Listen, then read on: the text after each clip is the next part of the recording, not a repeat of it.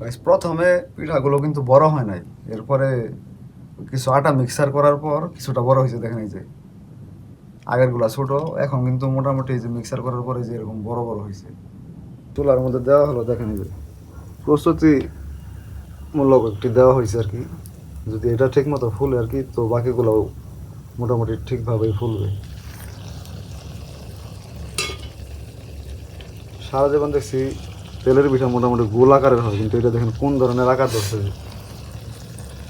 অস্বাভাবিক একটা আকার। ছোট করে দিচ্ছি। আসসালামু আলাইকুম গাইস, আশা করি সবাই ভালো আছেন, সুস্থ আছেন। আমিও আলহামদুলিল্লাহ অনেক ভালো আছি, সুস্থ আছি। তো আজকে অফিস থেকে ছুটি নিয়ে আসা পড়ছি 5টার দিকে আর কি, ডে ডিউটি চলতেছে। তো তো বাসায় এসে দেখি যে আর কি যে এখানে পিঠা বানানোর প্রস্তুতি চলতেছে। তো মানে প্রায় 3টা থেকে শুরু করছে আর কি বানানোর কাজ, বাট বিভিন্ন কারণে ওইরকমভাবে আসলে পিঠা হয় না, ওইরকমভাবে বানাইতে পারে নাই। এই দেখেন কয়েকটা বানাইছিল কিন্তু ওইরকমভাবে ফুলে নাই, মানে যে আকারটা আসার কথা পিঠার মধ্যে ওই আকারটা এখন আসে না। এই জন্য দোকান থেকে আটা নিয়ে আসলাম। ও বলছে যে আটা মিক্সার করলে নাকি মোটামুটি ভালো হবে আর কি। এর জন্য এই যে আটা মিক্সার করছে, এই দেখেন মাখাইতেছে, এরপর আর কি ভাজা হবে। তো সময় স্বল্পতার কারণে আসলে ওইরকমভাবে ভিডিও দিতে পারতেছি না, এই জিনিসটা আপনারা সবাই ক্ষমা সুন্দর দৃষ্টিতে দেখবেন। আর আমার রুম কোন রুমে থাকি, কোন পরিবেশে থাকি, এটা তো আপনারা এর আগে অনেক ভিডিওতে দেখছেন। এই যে দেখেন ছোট্ট একটি রুম, বেশি কিছু নাই ঘরের ভিতরে। আমার বাবা মা আলাদা বাসায় থাকে আর কি, ওনাদের সবই আছে, আমার ব্যক্তিগত এরকম কিছু নাই।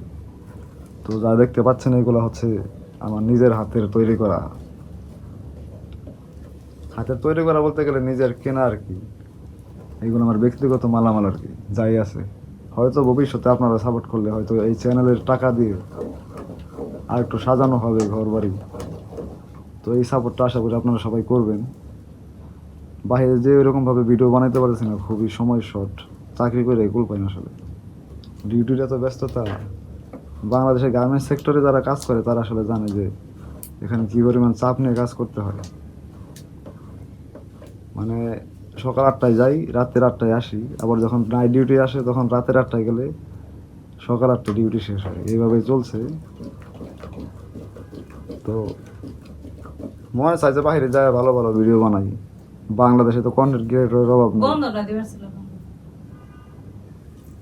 অফিসে আমাদের নভেম্বর ডিসেম্বরের মধ্যে, অক্টোবর নভেম্বর এবং ডিসেম্বরের মাঝামাঝি সময় আমাদের বাৎসরিক 10-15 দিনের বন্ধ থাকে আর কি, তখন কাজের চাপ কিছুটা কম থাকে। তো এবারে ওখানে ওইরকমভাবে চাপ কমে নাই। তো ছুটি সম্ভবত দিতে পারে আগামী মাসে। তো ভাবছি যে ছুটি দিলে বাহিরে যাবো আর কি, বাহিরে যে ভিডিও টিডিও বানাবো। যদিও আমার শ্বশুরবাড়ি হচ্ছে ইয়াতে, ওই বাংলাদেশের উত্তরবঙ্গে আর কি, লালমনিরহাটের দিকে। লালমনিরহাটের একদম বর্ডার সাইডে পড়ছে আর কি, হাতীবান্ধা উপজেলায় আর কি। তো ওই দিকের আবার কয়েকটা ভিডিও আমার মোটামুটি সবচেয়ে বেশি ভিউয়ার আছে, মানে আমার চ্যানেলের মোস্ট পপুলার যে ভিডিওটা আছে ওইটা ওই দিকে করা আর কি। তো ওই দিকের মোটামুটি গ্রাম্য পরিবেশগুলো ভালো, ঘুরতে ভালো লাগে, সময় ভালোই কাটে ওই দিকে গেলে। তো ওই দিকে যে ভিডিও বানানোর প্ল্যান আছে, তো আশা করি আপনার ওই জিনিসগুলো ভবিষ্যতে যদি যাই দেখতে পারবেন আর কি। চুলার মধ্যে দেওয়া হলো, দেখেন এই যে প্রস্তুতি মূলক একটি দেওয়া হয়েছে আর কি।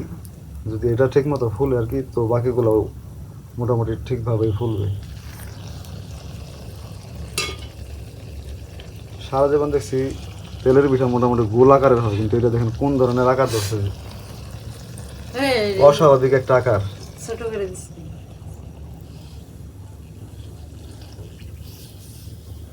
পরীক্ষামূলক দিছে যদিও, এই যে এটা হচ্ছে মেন। এখনকার তো দেখা যায় আসলে কতটুকু বড় হয়,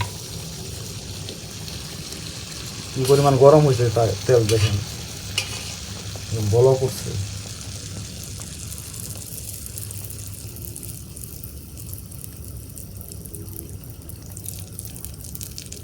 উল্টায় দাম লাগবো না।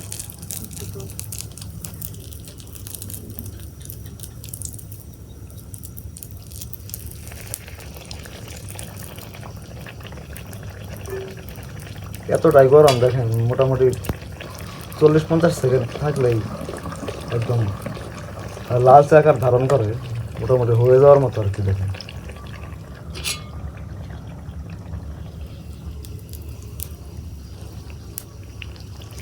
আগের ড্রেসের একটু বড় হয়েছে না, ফুলতেছে। আগের গুলো আছে এটা একটু ফুলছে আর কি।